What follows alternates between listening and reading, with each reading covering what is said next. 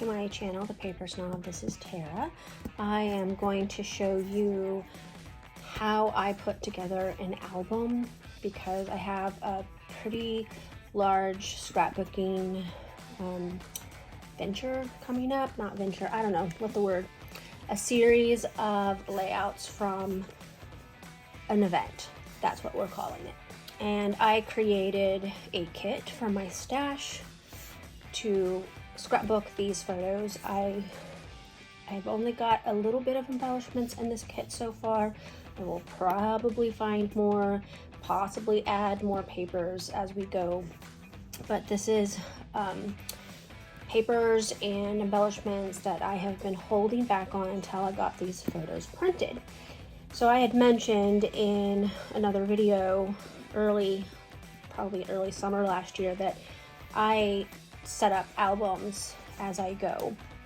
And this is why I never have huge stacks of finished layouts laying around, because I make a place for them right away. Hit that phone. So this album is one of my 2015 albums.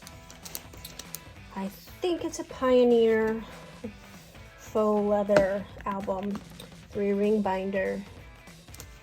But this is how I set them up, and this is going to be kind of hard to show because I don't have quite enough space on camera. But so what I do, let's see, get to a page that actually has photos in it.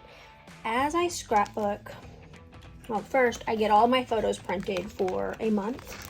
I typically do a month at a time, but MPix had a huge sale on prints around Black Friday time frame, and I ordered probably 8 or 9 months worth of photos. I also, I'm scrapbooking 2015, so I also, during that time, I was getting groove books, which for my cell phone photos. These photo prints are awful, but sometimes they're all I have of an event. So what I do is I sort my photos into layouts. A lot of times there are too many photos, and then I put them in the sleeve where the completed layout is going to end up. So as you can see, the kids are dyeing eggs here. Here, this set of photos, my oldest daughter, middle child, actually was helping me create resurrection rolls for Easter that year. We used to do a little Bible story and create the rolls, and I'll probably include the recipe or the directions in my journaling for this. But this is how I set up an album. So the set of photos that I have coming, that there are so many of them, are from, I'll undo this one because I don't have enough space to show you. So this layout, of course, is in a page protector. This is a layout that I did probably at the time of the event. I'm not caught up. I'm scrapbooking 2015. So this layout was probably completed in April or May of 2015, just because I wanted to play with the current set of photos. And I do that sometimes, especially for design team projects. But I am going to be scrapbooking a huge batch of Circus photos. We lived in Fredericksburg, Virginia at the time, and the Barnums and Bailey's Circus came, or Ringling Brothers and Barnum and Bailey. It was their very last performance with the animals, or at least that's what they said in the ring. But it was just the 4 of us, me and the 3 kids. My husband was still deployed at that time. And so I have tickets, and I have a ton of photos. I mean, there are so many photos. There are photos that I didn't even print, but we're talking several layouts worth of photos for this event. And I will cull as I scrapbook, but I just printed all the ones that I thought I might use, and then I put them inside this album, and it will sit on the shelf. And as I finish a layout, I will put the layout in the sleeve.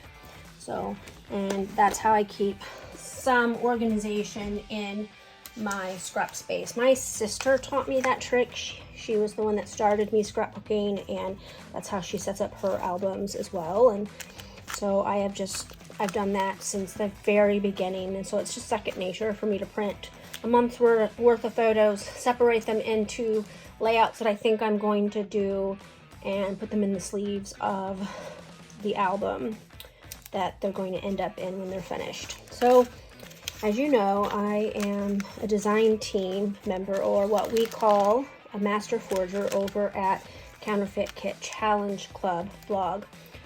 I am finished with my January CKCB kit. I used all of the paper except for a handful of scraps, which I will probably do something with shortly.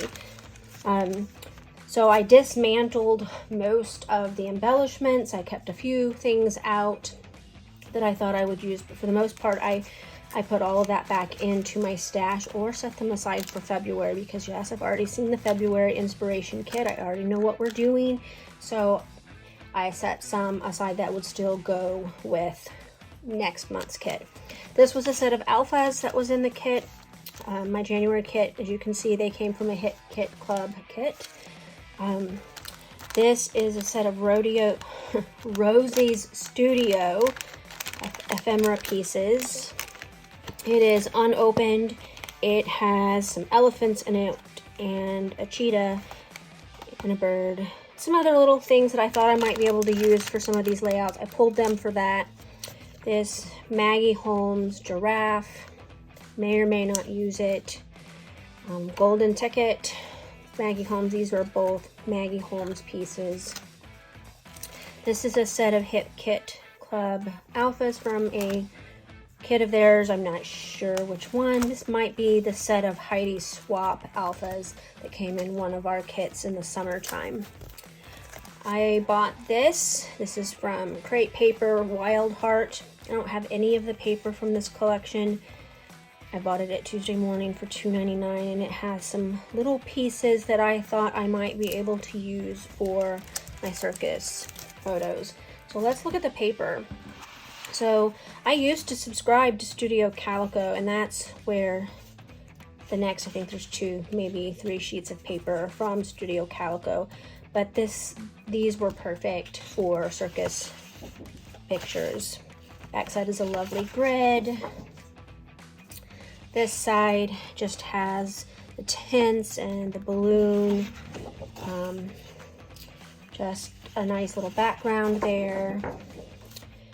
And then as I was pulling or looking for papers for my February CKCB kit, I pulled some of my My Mind's Eye stash. I have 4 folders, 12 by 12 folders. They're about 2-3 inches wide, full of My Mind's Eye paper. And one of my unofficial goals for each year until it actually happens is to try to use up that stash. So I pulled these because I thought these would be nice background pieces from My Mind's Eye pattern paper. May or may not use the yellow chevron on the other side. I thought this would look nice with circus papers for pictures. And then this, of course, has some things that would definitely go with my pictures. There's 2 sheets of that print. Oh, there's 3. So I probably put them all in. It's the only set of circus photos that I have, but with the thought I might use that red and white diamond pattern. This I just kind of put in there because the colors looked nice. There's 2 sheets of that. This side is why I put it in there. It's the tent. This is just a piece of pattern paper from that same collection. I just put them in there to have some more patterns to play with. Same thing with this one. And this is also from the same collection. Use either side. And of course, this has got a carousel and the balloon and some other like circusy type things in there, but it has tickets on the other side that I could use. And then this was just a nice floral that I picked up with, I think you call that a quatrefoil print on the back. So that's where I'm starting with this kit, and I may pull more and add more to it later, but for now I've just pulled it so that I have everything right here. A couple of alphas, a few embellishments. I may dig some more and find some other embellishments. I think that I might have some Maggie Holmes circusy type paper left. Maybe not, because I know I used a bunch of the collection that I think this came with. So we'll see, and I'll get back to you and we'll do a layout together. Bye.